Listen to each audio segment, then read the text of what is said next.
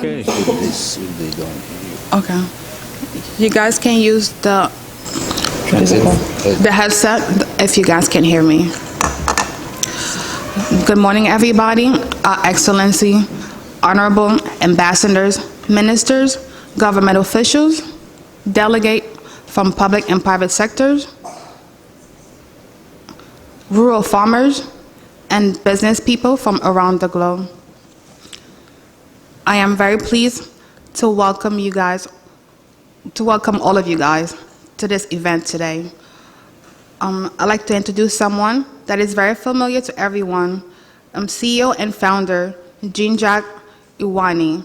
He will be hosting the 5th Annual Agribusiness on Economic and Industry Summit for the next few days from July 24th to July 26th here at the United Nations headquarters. This year event will be bigger, broader, and better. It's not to say the least, we welcome our founder, Jean-Jacques Iwani. Jean-Jacques?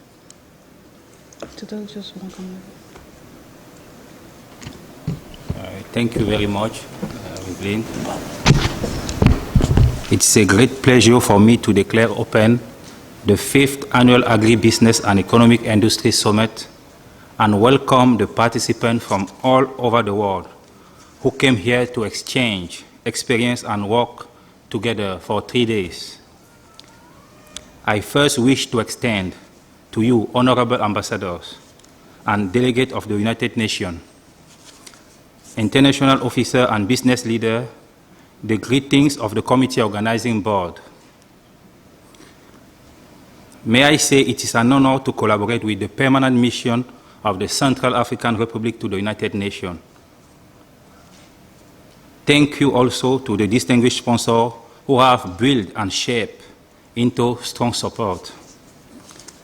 I would like to take this opportunity to express my appreciation to Her Excellency Ambrosine Pongo, the Central African Ambassador to the United Nations, with all staff, Francis Patrick Lungula, Corinne Goliata, for their enthusiastic and assistance.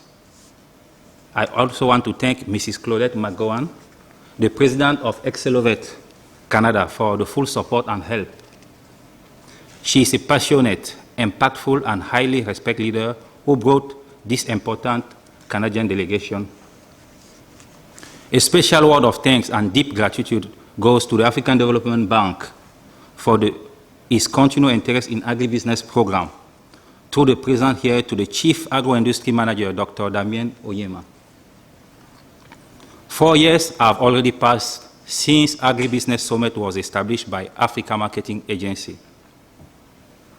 Our success story is to ensure satisfaction of countries worldwide for present and future generations, and the availability of better quality of life for all without depleting or destroying the agricultural resources.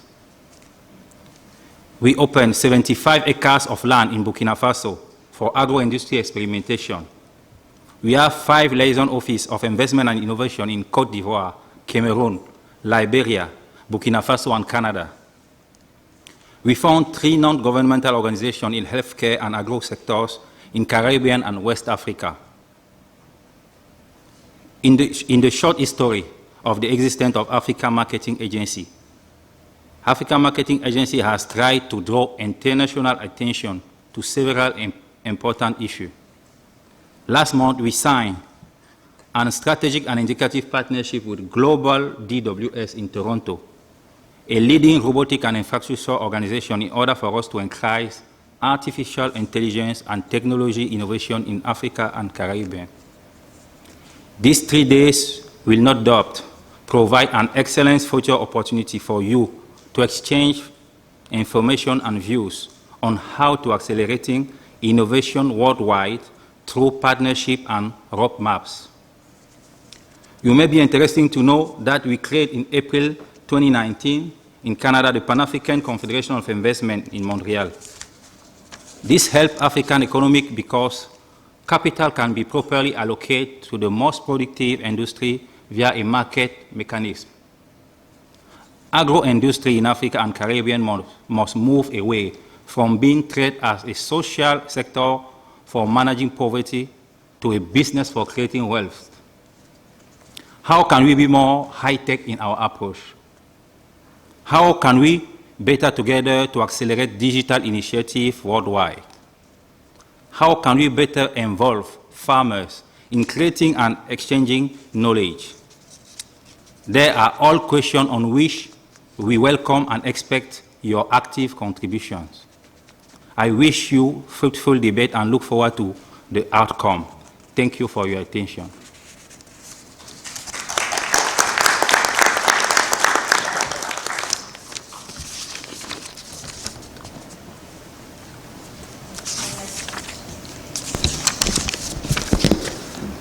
We would like to invite Excellency, Her Honorable Mboisine Pongo, Ambassador of Central African Republic to the United Nations.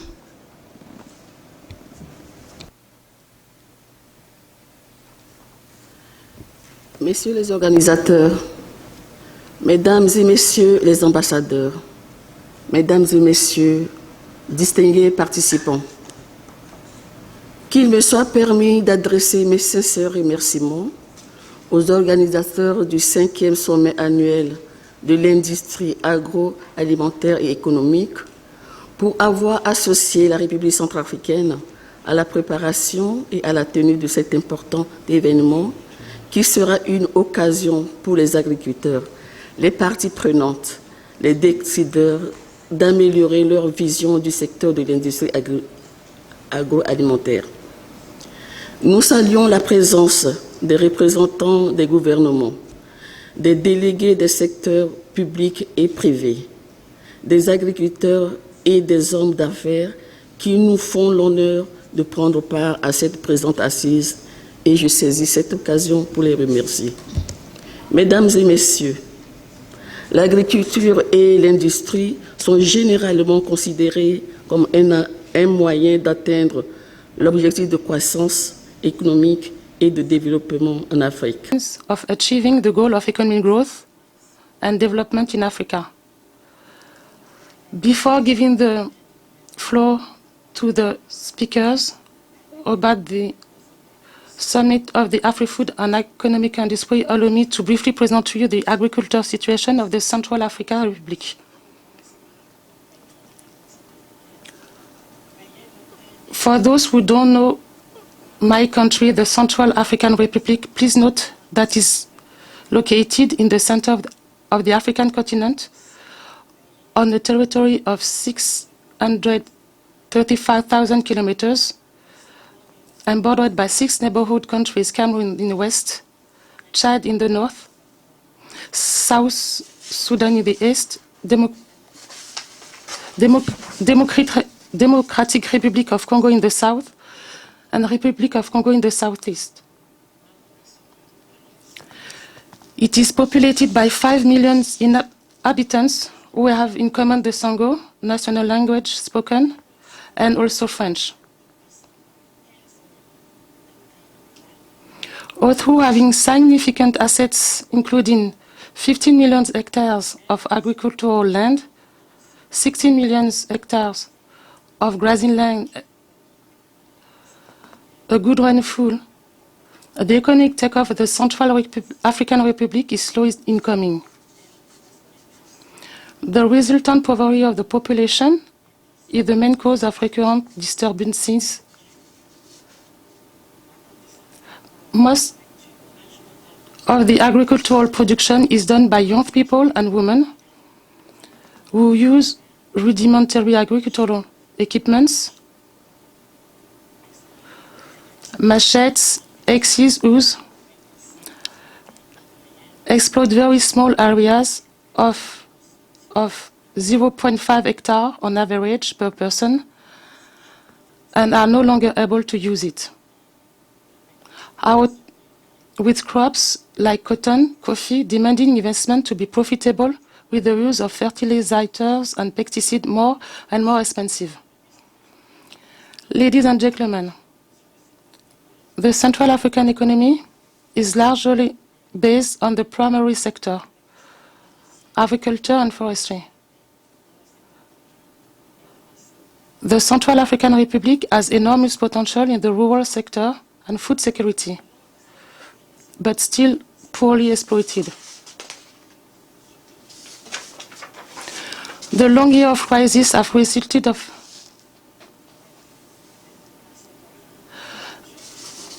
indeed rural population escape the land because villages were burned. The chaotic situation since December 2012 has inevitably led to a collapse in agricultural production. Investing in agricultural development in the Central African Republic is very important because everything has to be redone. Agriculture will go through mechanization, taking into account value chain from production to marketing. I believe that these 3 days of exchange will produce new ideas for the development of agriculture, energy, and contribute to the development of our respective countries. Thank you. Our next guest speaker will be Claudette McGovern, from the CEO and founder of Accelerate.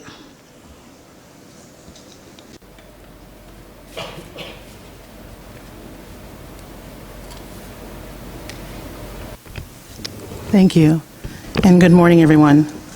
I am delighted to welcome you today to the 5th Annual Agro-Industry Summit. It's an honor to serve in this role and deliver an opening ceremony for this special and important occasion. I'd like to extend a warm welcome to all of you on behalf of the Canadian delegation. I would like to thank Ambassador Ambrosine Pongo for Her Excellency for being here today to support this wonderful event. When you think about agribusiness and how best to accelerate innovation worldwide through partnerships and roadmaps, we have to understand what agribusiness is all about. And it's defined by the Merriam-Webster Dictionary as an industry engaged in producing operations of a farm, the manufacture and distribution of farm equipment and supplies, and the processing, storage, and distribution of all farm commodities. This is an industry that is prime for innovation. This is an industry where there is many things happening that we have to be aware of. We have to share our knowledge across the board. As the president and founder of Accelerate Canada, we're dedicated to helping people and enriching lives through the publishing of books and digital applications. We're laser focused on transforming lives by connecting those who have it with those who need it. Our specialized coaching and consulting helps individuals and communities and countries radically move the needle in becoming digitally literate. So how do you marry these two worlds? I worked in healthcare for 2 hospitals, worked in policing and banking and finance. And one thing that I've discovered across those multiple industries is that innovation is everywhere. Some of the innovation that we're looking at specifically in the agro-industry relates to the use of Internet of Things and sensors. There's a very unique product that's been created by someone out of Waterloo, Ontario in Canada. And this product has the ability to track through GPS any kind of human and animal movement. So we think about how do you apply this to workers in a field, how do you apply this to animals, how do you apply this to anything in the agro industry. There's many use cases that we're going to share with you over the coming days. So the innovation is truly everywhere, and we look to our partners that are here representing multiple countries across the world, essentially, to hear what they are doing and hear how we can leverage those learnings. Another thing that we're going to talk about is around the roadmaps. So how do you get from here to there? What are the things that you need to do? How do you mobilize? In many cases, there's a big exercise around change management and looking at the old ways of doing things that worked very well, and some should continue, but there's new ways that we have to also consider. And so I ask you all, when you think about agribusiness and what we can do to innovate, whether we're looking at sensors or we're looking at the artificial intelligence, you're going to have to say to yourself, do I want to move this needle? Do I want to move this forward? And in our case, we absolutely want to lend our assistance in helping you to move it forward and creating those roadmaps and creating those pathways to perfection. And so I'll leave you with this. Technology is fast moving. It is ever-changing, and it's hard to keep up with all the innovation. But I encourage you to bring your teams together and to think about what's going to move your country forward, and also ask yourself, do you want to be a pioneer of the past, or do you want to be leading the way into the future? And we are here to help you lead the way into the future. And I want to thank Jean-Jacques Iwane for the wonderful work that he's done in pulling us all here together. The Africa Marketing Agency is doing phenomenal work worldwide. And we are partnering with you here in Canada and appreciate everything that you've done. So thank you very much.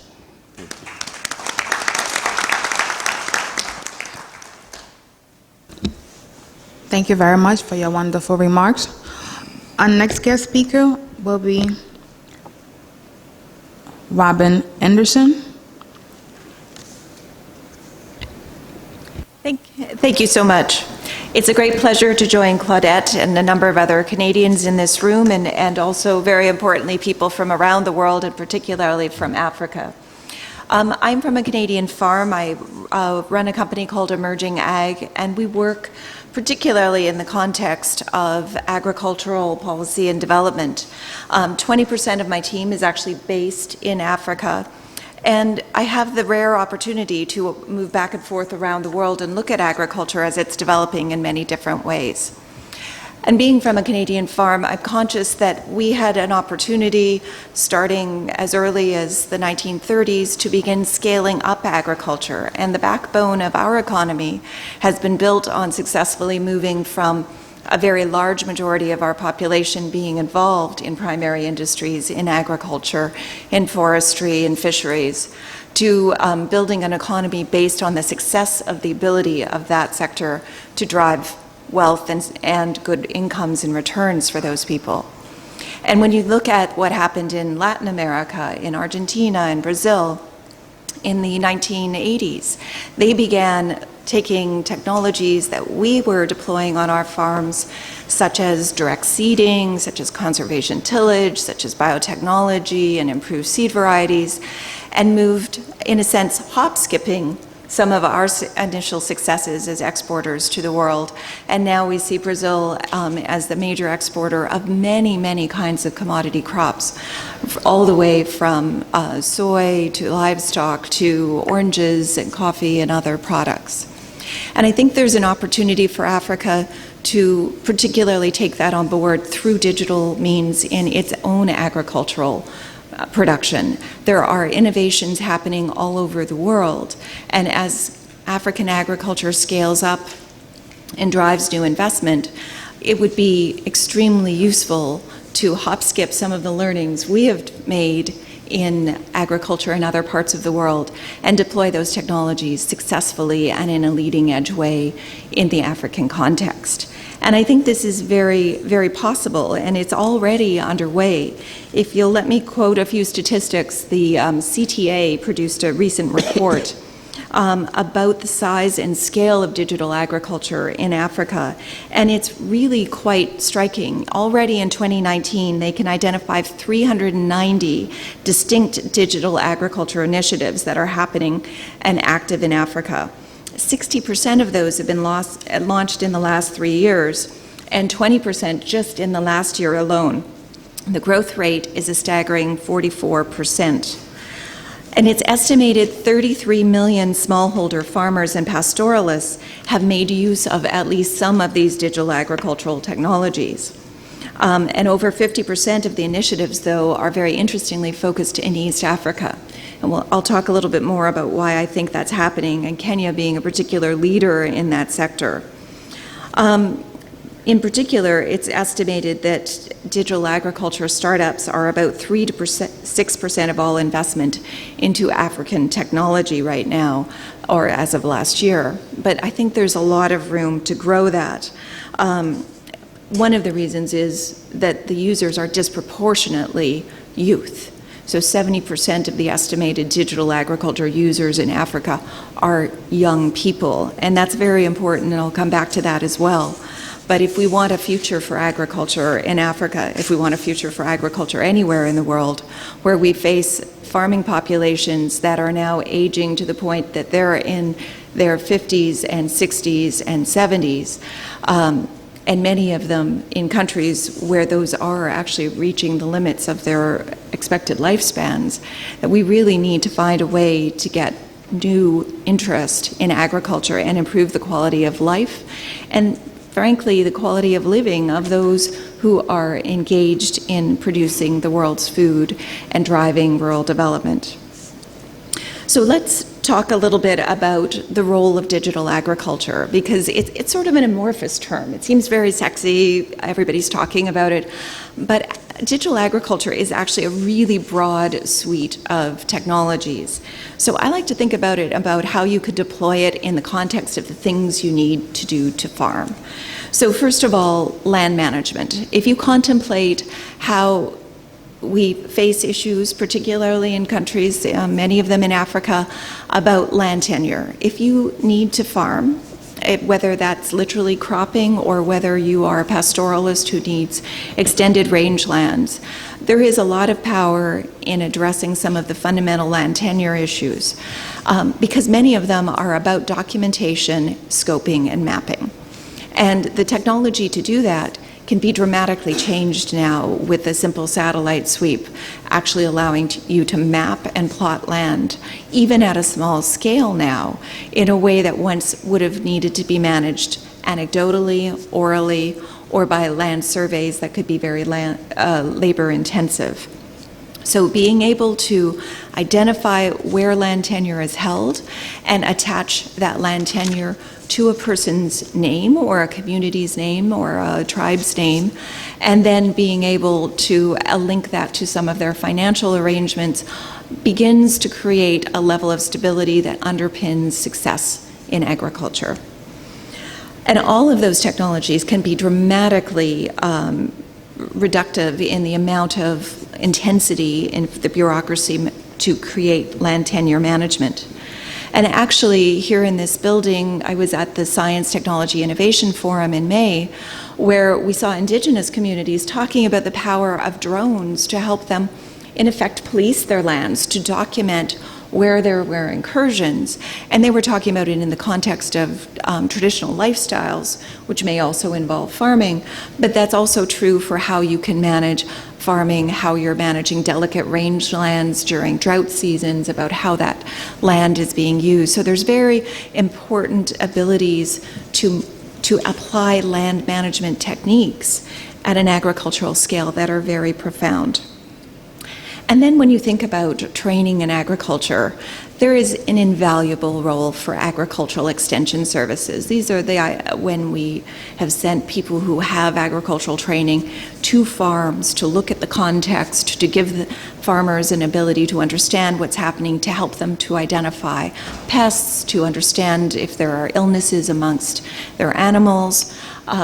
And that process still needs to happen, because honestly, you need farmers to have the capacity to train themselves. You need experts to be able to help them understand the full cycle of their farm management. But the ability of digital technologies to empower that is really quite spectacular. At its most basic level, if you will have one doctor per 10,000 people in certain parts of Zambia, you can imagine the number of veterinarians per 10,000 animals is even smaller. So to be able to take a picture of perhaps an ulcer on an udder or on a cow, get that to a veterinarian and get some understanding of what's happening with that animal completely changes the ability for farmers to have access to expert information in rural areas. And that's so, so important. And that includes things like pest identification amongst crops. But it's also very powerful because you can enable local languages. And the way to do that is actually accelerating so quickly with new technologies about the ability to translate rapidly, to have people getting simple voice messages rather than a literary message on their phones. They may have limited capacity to read, or there may be limited even a framing of words for some of the expertise that might be needed in the local language, that they can receive a simple voice app that can be sent out. And I know some great people in India who are deploying that technology very successfully. And some teams like WeWork are deploying it very successfully in Africa as well. And so you've got land, you've got some training, now you're going to need to produce things. And one of the first things we often hear when talking about digital agriculture in Africa is, well, that doesn't apply the way you use it on your farm in Canada, where we might have a large combine that's got a yield monitor and we're tracking that against GPS so we know which parts of the field are performing in a different manner, and then we're customizing how we're managing those parts of the field. This is something a lot of people call precision agriculture. So that data is very, very powerful. Or if you think about a great company in Brazil called Metos that is actually using on a farm scale traps for identification of moths or other creatures that will lay larvae that will eat the crops, and they're trapping them and then telling the farmers when to manage for those pests. Have they hit a threshold that it's big enough that they need to spray? Can they wait? Is it too early in their season? Can they use pheromones, etc.? Well, you would say, well, that can only apply at a big scale. But the power in Africa is to take the collective scale, to look at deploying these technologies at a community-based level, where they are frankly just as applicable, understanding how the rains are arriving, how the crop is developing, understanding what the pest pressures are, still works. And you can deploy that at a community scale and share that information at a village level in the way in which it might be applicable on a larger scale farm in a Latin or North American context. So I think there is a lot of opportunity to make use of this at a productive level. It's also important to think about the rest of the chain, because often when we talk about digital technologies, we sort of stop at what is needed to produce on the farm. And that's about, sensing and correctly prescribing things like appropriate nutrients based on a soil test. But this can also be done at a storage level, and people too often forget the challenges of grain storage across the food value chain, but particularly in an African context. So technologies exist where you can actually drop a sensor into a grain bin and it will monitor the temperature of that grain, and it will send us a message on our phone if it's getting too hot. For years we did that by just going and checking on the bin every few days and making sure it had more aeration or things to make sure that that bin of grain didn't spoil. Well, there are fundamental issues about getting basic grain storage or cool chain technologies into Africa overall. So let's stay right up there that this needs more attention. But once developed, the ability to monitor that and make sure that it is well managed is incredibly important, particularly in what are often hot and humid climates. And many of those technologies are becoming more and more accessible, but they also work at a collective scale again, that you may not need every smallholder farmer in Africa to have a significant grain bin, but you do need every village in Africa or ever drawing area to have a significant grain bin, and that needs to be monitored properly. So the ability to do that with technology that very quickly will tell you about changes in temperature is not radical technology. It's actually remarkably available and increasingly can be built into programming around grain storage. Then if you were to take a look past that storage, so you've successfully gotten in a crop, you've got it in a cold chain, or you've got it in storage bins that are going to get it into a market, we already for years now have heard about the powerful technology of just simply having a mobile app that lets farmers know what a decent price is for their crops. So at one level, that's digital agriculture.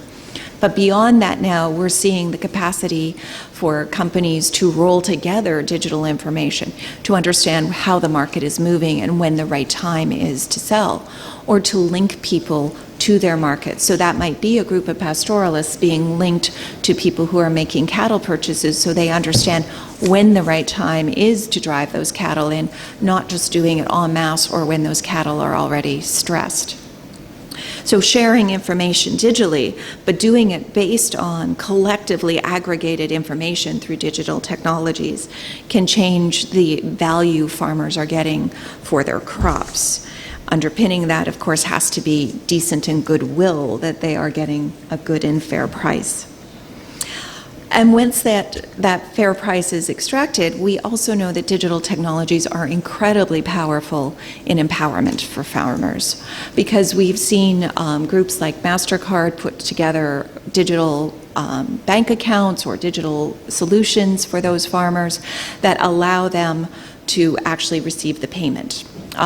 Kenya is a great leader in this. Africa Finance Corporation actually has empowered women farmers by getting them set up bank accounts, and all of the services that they receive, including their inputs and their and ultimately their payments, are managed out of these bank accounts. So there's less risk of theft, and there's less risk of damage to their or loss, whether that's through the family situation or whether that's through their empowerment. So we think that there's huge opportunities there. And then just as a final thought, I think the other power here is the outcomes. What is the ability to drive an outcome that you can see? And many of you are member states here. So think about the power of remote sensing by going over the land of your country as a whole or a region and taking a look at the quality of that crop by simply actually understanding the colors of different crops have different ways of saying they're healthy or not, or looking at the scale of your land degradation. So rather than having to assess that at a village level anecdotally, there is incredible power to actually manage how your farming sector is doing through remote sensing at a global level. And I think these put together across the value chain represent the power of digital agriculture in Africa. Thank you.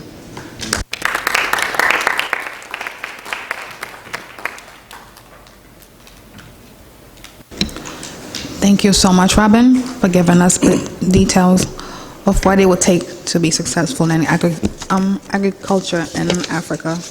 Our next guest speaker will be Rami Webhe. Sorry. Hi, everybody. First, I would like to say thank you for John and for the keynote speaker and for the panelists for giving me this opportunity to share our knowledge and experience in this domain. Sorry. Yeah. So, and also I would like to say thank you for attending this interesting session of this evolving domain. So I have prepared the presentation that I would like to share with you our experience in this evolving domain. First,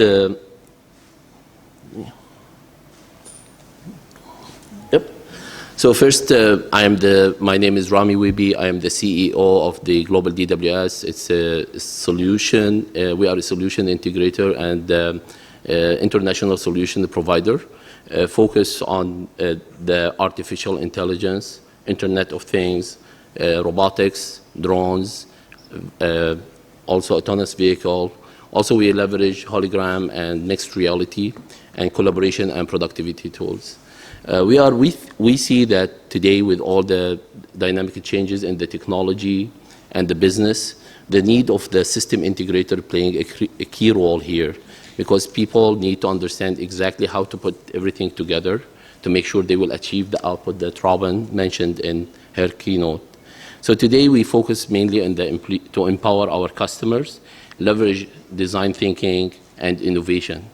And then also we see how we can build a strategic partnership with our stakeholders to understand how we can empower them with the right tools, with the right technology, with the right process, with the right outcome of their investment. Our vision as a global DWS is to empower a smart and sustainable world, leverage our experience in those evolving domains. When you talk about artificial intelligence and data analysts and the sensors and IoT, those domains still evolving very fast, and the changes in those domains are really drastical. And customers, they are not able to catch up to find how to leverage those tools in the right way. So today, the knowledge and the experience that we need to share across the different organizations, it's playing a key role to build that sustainable and smart world. And when we think about smart world, we need to think about smart education, smart building, smart community, and smart industry. And today in this panel and in this platform, we are thinking about smart agriculture, which is like today, if you think 40% of the workforce of the world is allocated to agriculture. And it's playing a key element in the food security and our future.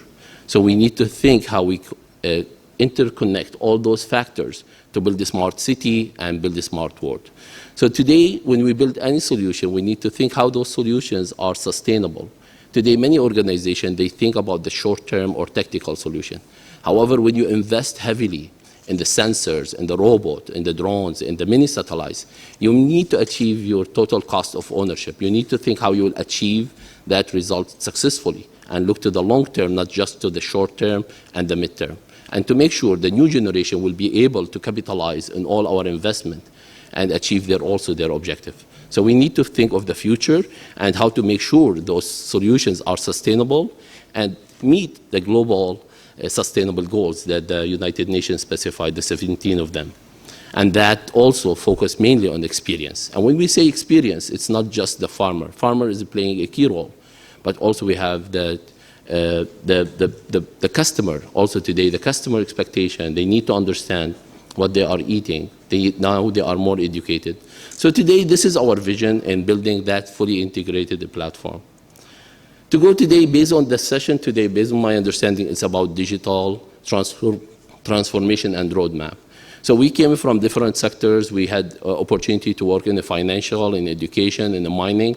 So today, my objective is to share that experience and talk about digital transformation.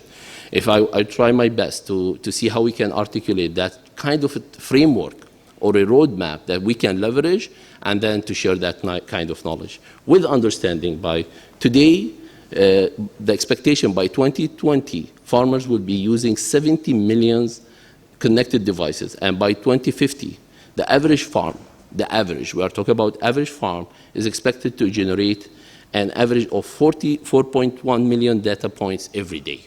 So this is massive. So today, the farm will transform completely different than just crops and generating certain products. It will be part of the complete digital ecosystem. And we need to see how we can collaborate and leverage this opportunity successfully worldwide. So today, when I decided to start this presentation, I said, let me start talking about what is smart agriculture. It took me time to understand the fully integrated, because today when we talk about architecture, we need to understand all the components to make sure they are working together successfully. So if you look to the left, you see what are the farms. It's not a complete list, but you start talking about location. Location is a key element. And when we talk, like Robin mentioned, about the mini satellites, we talk about the drones, how we collect all this information. So the location is a key element in the digital transformation. The soil, the information that we can produce from the soil and how we can understand and analyze and to transform how we use and feed and manage the soil, it's a key element. And the fertilizer also is playing a key element in the total cost, how much we need to allocate based on the historical information. And then the water element. As you know, the water is the most expensive part of the agriculture. And the weather, which is really very dynamic, and now we have enough information about the weather. I know in the airline they do a lot of transformation based on something they name it deep data, not just big data. Many people talk about big data. They said, we have enough data now, we need to dig deeper to understand the weather. Because they found in airlines, they cancel like something around 5,000 to 6,000 flight because of weather.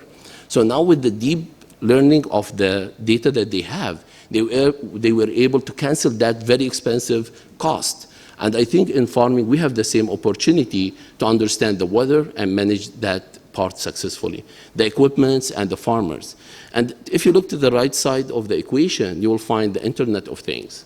However, we understand connecting Internet of Things or sensors that to pull all the information. We understand in certain locations, like in Africa, there is infrastructure challenges, connectivity challenges. So today in the market, there is something they name it edge computing. You don't need to bring all the information to the back end. So we need to understand the constraints, the local constraints of each region to be able to empower that region based on their requirements and based on their need. And now you see drones, and you see that because people, they are not able to afford paying for satellite images. So now with the limited investment, you can leverage a network of drones to pull a lot of information from the farms and leverage that information successfully for managing your location. And then to the right side of that, the network. The network element is really playing a critical factor.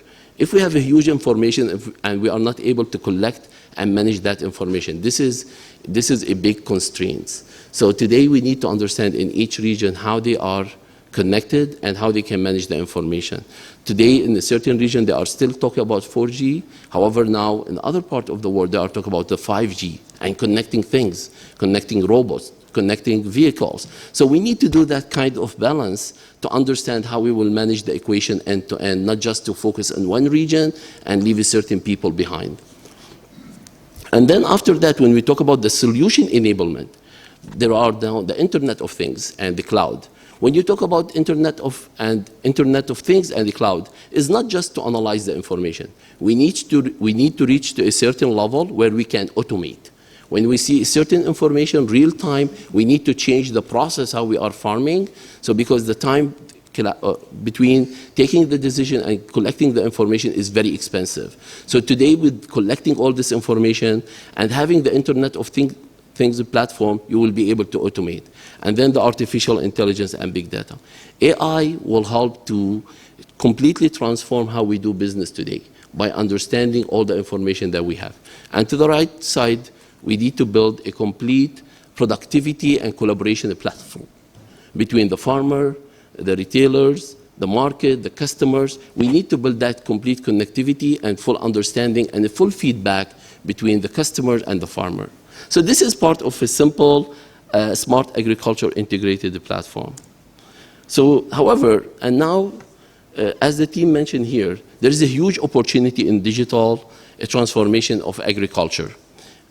And we see that there is a huge development in different areas between precision agriculture and prediction analysis, marketplace, the CRM, how to connect all the information, the robotics and the drones, at the same, the sensors, the data analysis, all those are evolving very fast.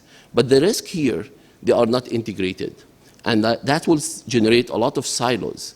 And then the investment, if we focus on one area, that will generate a lot of risk that other industry faced when they start building vertical without thinking horizontal about how to leverage all those tools completely end to end. So what here in this exercise, based on my understanding that today we are talking about digital transformation and the roadmap. So for any business, for this agriculture industry, before we start thinking of technology, we need to think of the output, as Robin mentioned. We need to think of the business output that we need to achieve.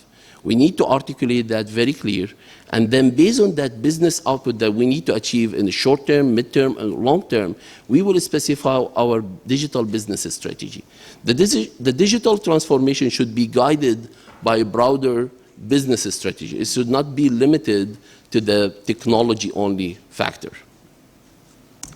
So today, what I saw in the market, there is a huge discussion about bringing sensors or bringing drones. So I would like to differentiate when we talk about digital transformation of agriculture between digital transformation or digital business optimization or digital enablement. In a certain organization, they think by adding a certain sensor or a robot or a certain technology component, they will achieve their business objective. However, that will address just one area of the equation. Today, enabling one factor that will help us to support one business operation. It's not a complete equation to manage and transform the business. That we need to think of how we do the complete digital business transformation that will help us to change the business completely or to generate a new revenue, leverage those technology.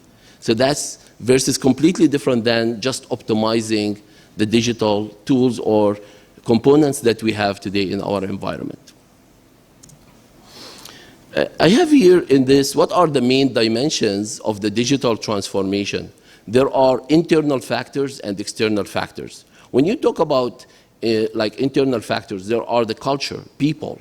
The people factor that, as the team here mentioned, the human factor, the education, the awareness about the new tools and the new processes that we need to consider.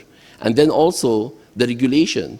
We need to understand the compliance, the risk that we have it, and the requirement that the government specify to enable all those technology tools. And then we think about the technology. Those are the internal factors. But the other factors that we have to consider outside, which is the democratization. When we talk about democratization of the technology, we want to make sure that information that we have, the science that we have, it's available to all people.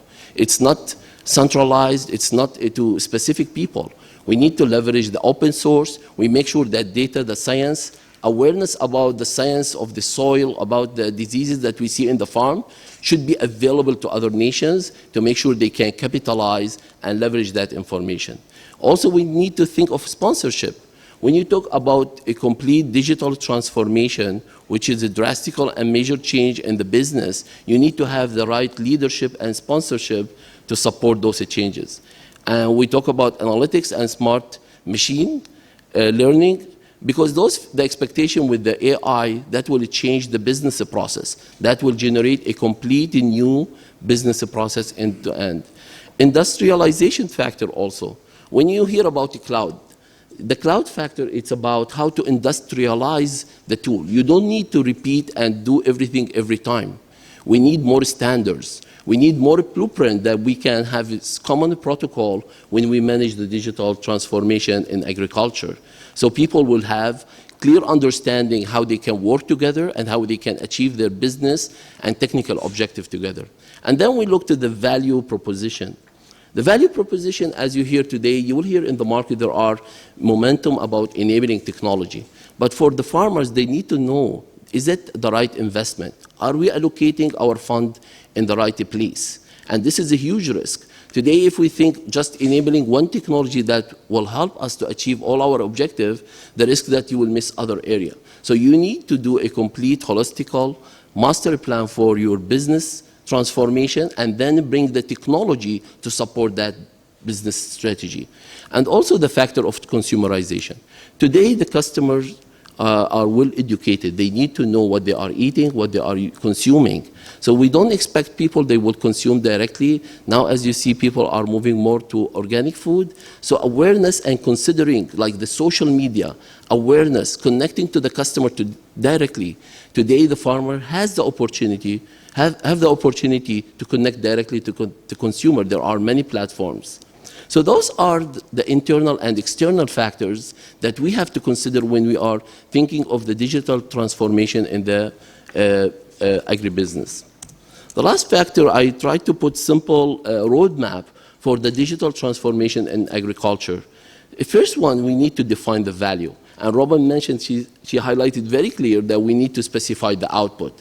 When we specify the output or what are the benefits that we need to achieve by enabling technology or bringing all those innovative ideas, we need to have to secure the management and the sponsorship.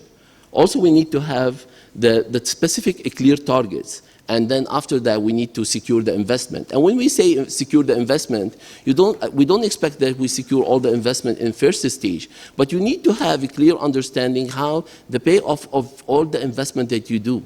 So today, if you specify a clear roadmap, when you will achieve the output of the drones or the sensors or enabling the Internet of Things, then your solution will be more sustainable. And then The second stage, we have to launch and accelerate. We need to come up with more agile methodology, engage people who are ready. Like today when we talk about farming and supply chain, retailing, securing food, insurance company who are insuring the crops, we need to think what are the sectors, what are the areas that is ready for digital transformation, and then start from there and distributing the idea. The last stage, I think, is scaling up. After we make sure the idea of that digital transformation is ready, then we need to see how we can scale up and engage more people. So, and I would like to share with you, based on this roadmap, that we had opportunity to work with different organizations in enabling a new advanced technology. So we had opportunity to work with Bank of Montreal in enabling service robot. They were thinking how to change the engagement, how they can change engaging their customers. So we came up with the idea in partnership with the customer to leverage a service robot, which is a key element leveraging 3D cameras, sensors, navigation, autonomous navigation. So they think of this a platform. They said, we don't need to leverage only laptop, mobile devices. Those are very interesting tools, but today customers' expectations are going high. They are in the mall, they are in events, they are at airports. So they brought this platform, the service robot, and they put a couple of applications that start with the questions, videos, promoting certain products. And they recognized the engagement of their customer increased very high. And also in the education sector. In the education sector, they recognize that we need to do something different to engage the students and improve the quality of education. And to the right, you see that the service robot can help how we are now testing that service robot in a lab environment with a complete autonomous for supporting all the farming process end to end. The last point also, we had opportunity to work in the hospitality. They think how to leverage a service robot to deliver packages and to cut all the operations and the delay they see it. And the main objective of all those like robotics and leveraging artificial intelligence is just to augment the human capacity. And now we have the opportunity in farming to see all and to review the process end to end and see what are the areas where we can leverage those advanced technology to augment the human capacity. So those are some areas that we have leveraged, and I don't know if there's, go to the next. Yeah. Thank you.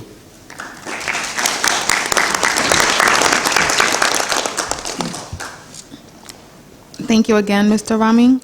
Our next guest speaker will be Mr. Larry Shepard, our local government official. Good morning, everyone, and thank you, Jean, for putting this on, the 5th year. This is exciting. I was here a couple years ago speaking on the same topic, agriculture. So at this point in time, with everybody's attention in the financial world, China, with the African Development Bank, with the World Bank, a lot of financial institutions are focusing their efforts on agriculture and trying to change the world, right? But where do we start from? What people have been talking about so far is a lot of information. How do we process that? How do we implement that? How do we integrate that into current operations? My good friend from the CIR here talks about rudimentary farmers. Right? Rudimentary farmers. No industrialization, using hoes, using axes, using shovels, people walking out in the field, man labor, no testing ability for the soil, putting seeds in and growing stuff and harvesting it and drying it out on the land and then storing it as best they can and then trying to get it to market. The majority of the population of the world is fed that way in open-air markets. In the United States, I grew up on a dairy farm in Iowa. My grandfather started farming with horses, plowing the fields. And then they stored it after they dried it in open air with fans, things like that. Then we ran into tractors that industrialized everything. And then we discovered gas and fuel and natural gas so we could dry the crops faster, store them in bigger granaries. So what do we do? Where's our baseline? Is our baseline on the industrial level? Is our baseline with technology, with GPS, with drones everywhere, monitoring everything, with automatic sensors? What's our baseline? How do we start? We have to start with the lowest level. We have to reach out to the lowest level, the folks out in the community. We have to be able to meet them at their point of understanding, to bring them up from that point through the process of education. I love Remy's point about technology, use for education, use for access of information. There's so much stuff that technology can be used for. Access to market information. Yeah, you're still producing crops at that level, but how do you know you're getting the best price for those crops? How can you negotiate a contract with your buyer to secure in a price that you think that the market's going to demand around the point in time when you're going to harvest those crops, so that you can put a buffer of an insurance in the fact that you might lose your crops and they're still obligated to buy a certain percentage of the crops if you have a weather problem and it destroys your crops because you don't have crop insurance, or the government's not going to insure you because it's not a natural disaster, or there's no declaration of an emergency where you've lost everything and they're not going to cover you. Technology, to be able to negotiate that, to understand your customers. Who are your customers? Talked about education again of the customers. Do your customers understand what you're producing and the quality level of what you're producing? Do they really want what you're producing? How far do you have to ship it? Are the roads clear? Can you ship it?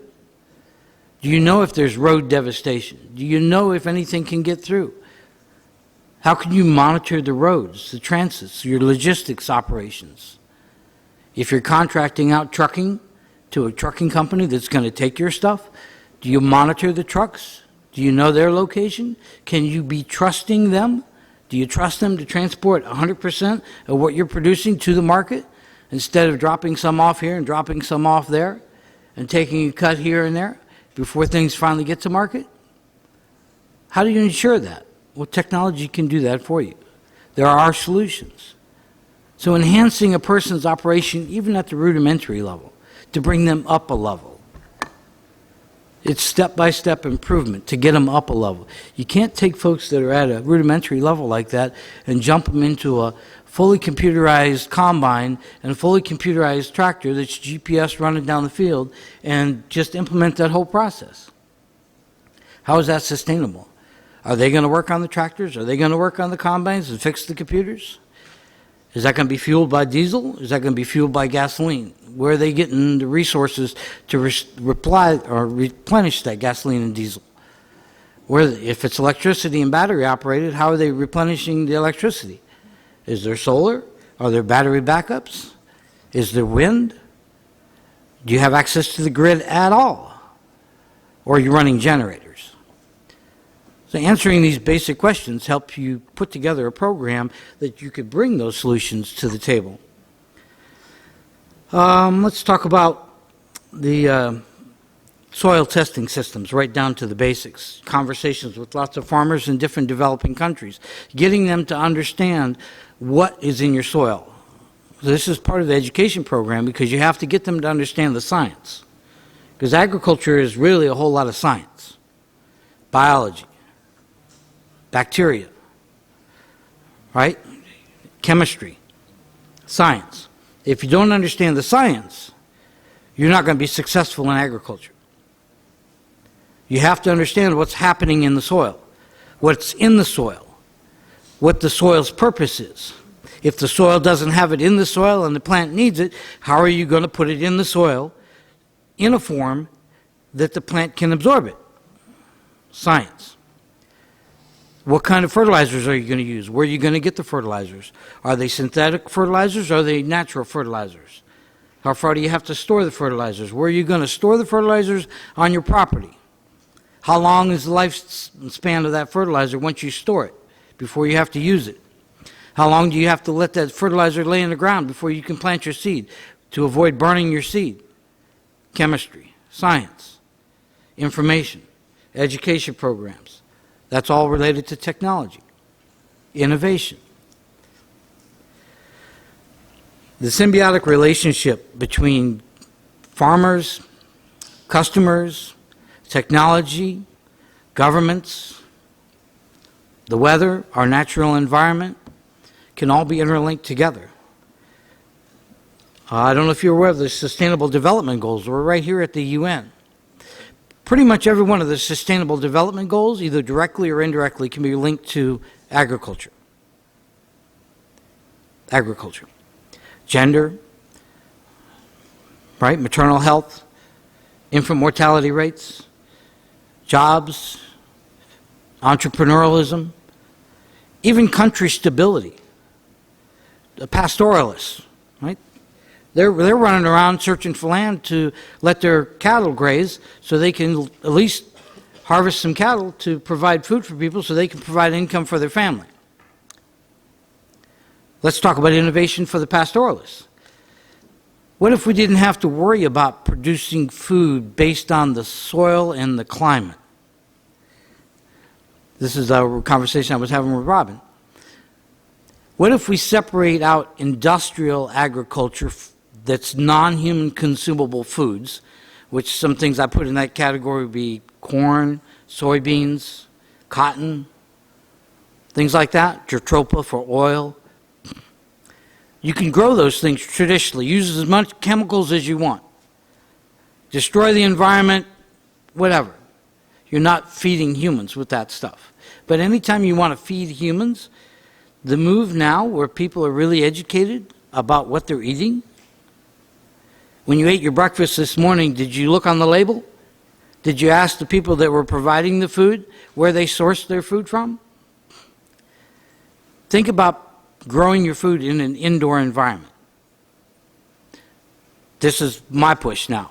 Coming from a traditional farm, growing everything outdoors, using a lot of overhead, burning a lot of fossil fuels, using a lot of chemicals. I see the revolution now in everything indoors. No soil, no chemicals. Do we have to worry about the weather? Nope. Do we have to worry about electricity? We need electricity. Where can we source electricity from?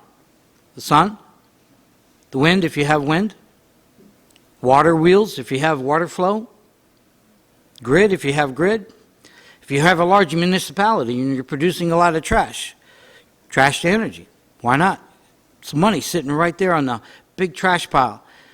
Instead of the mountain of trash falling over, killing hundreds of people, like it has in a couple countries, why not use it? Generate electricity. You can't ignore electricity and energy when you're talking about agriculture, because they're linked. So how can you use your resources to generate the electricity to support your agriculture production? So indoor production, that's the innovation that I'm really pushing, to try to bring education to a point where you could take rudimentary farmers and teach them the science, basic stuff. What happens in the soil can happen in an indoor system, that the bacteria are still there. They take the organic material that's being produced by the fish, break it down in a format that the plants can absorb it. The water goes back to the fish. You're saving 90% of your water that you would use on a normal outdoor facility, trying to irrigate fields. Even if you did drip irrigation, massive drip irrigation operations, you're still losing water. So think about those solutions, because that's a lot of innovation. A lot of innovation. But the education programs are there. You could use the platform, communication platforms that Remy's talking about, to provide those online communication capabilities, to provide those educational platforms, hands-on.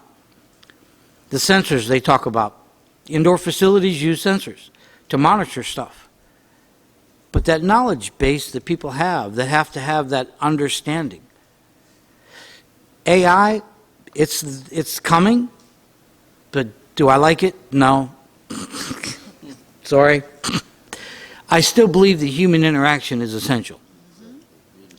Human interaction is essential for the survivability of the human race. Human interaction, the analytics, to take the huge databases, the cloud, access to information, weather, road, logistics, fuel, the nutrient content, the nutrient density of particular plants and fruits, and specific seed genealogies, GMOs, whatever you want to call it, databases, to take that analytics, to apply a human brain to that, to analyze it, to come up with solutions that are answers to problems. The purpose of what we do here, the purpose of every business, of people who are business, people of NGOs, every university, is to solve problems, provide solutions, feed people, clothe people, so we can survive and thrive. Farmers need to be able to produce food in an efficient manner, in a safe manner. How do you show a chain of custody from a farmer to a customer? Technology. To ensure the customer is assured that he can tell by barcoding that where that stuff came from, that he knows that the quality is still intact from the point of source to the point of delivery. Barcoding. Technology. So I believe that these sessions that we do, a lot of the conversations that are happening, beyond studies, beyond data collection, I believe it's a call to action. No more can we sit aside and just talk about stuff. That this is a call to action. We have migration, we have refugees, we have internally displaced people, whole villages have been burnt, lost, people living wherever, huddled together. I mean, Nigeria's got kids that are growing up in camps, 5, 6 years now. They don't know life outside of a camp. What's the plan? How do we reintegrate them? How do we create a community doing sustainable development to build housing, sustainable housing that's easy to maintain, that's integrating technology, the Internet of Things, smart communities, smart cities? How can we integrate and educate people and bring them along the way to reestablish them in those communities, those villages, to maintain the family environment that's been maintained through the traditional leadership and the traditional tribal structure that's been there for generations? How can we build that? How can we help them come together with us so they can become productive and profitable? I'm not a nonprofit. I have to have a return on investment. So you have to become productive. You have to become profitable in order to show return on investment. To build communities, do sustainable development, integrate waste, take your sewage, convert your sewage to potable water, reintroduce it back into the water system. Those are all resources we're wasting that we could reclaim. Communications platforms are essential. Are you doing satellite or are you doing cellular? If you're doing cellular, how are you powering your cell sites?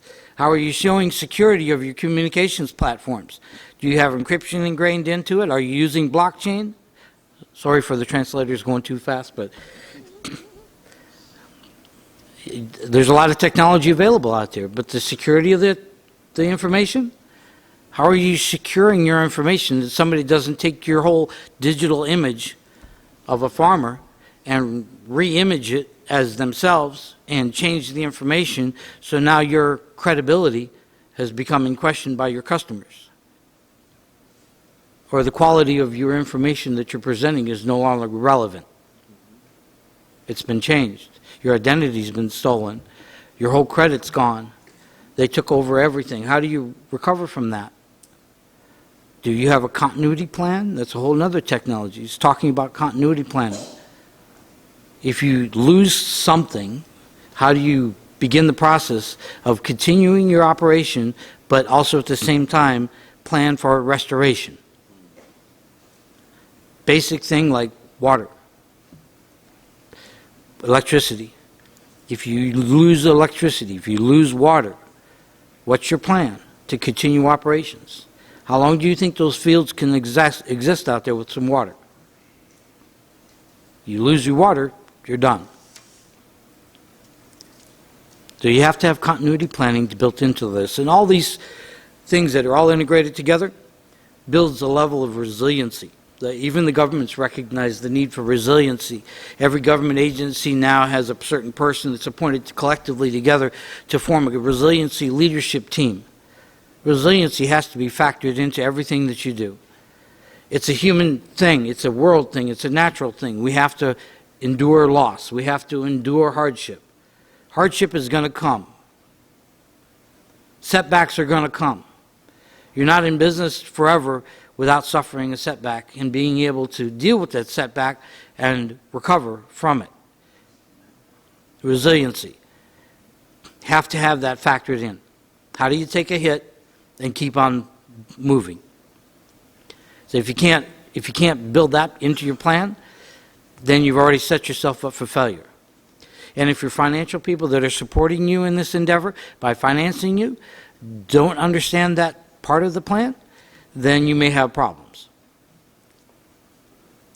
Because when your financing people get frustrated with you and your management of your operations, then you got problems. And at that point, nobody will trust you. So you have to have resiliency in what you do. So call to action. Find out what you know, and then figure out what you're going to do about it. Be part of the solution, not be part of the problem. Good? Very good. Awesome.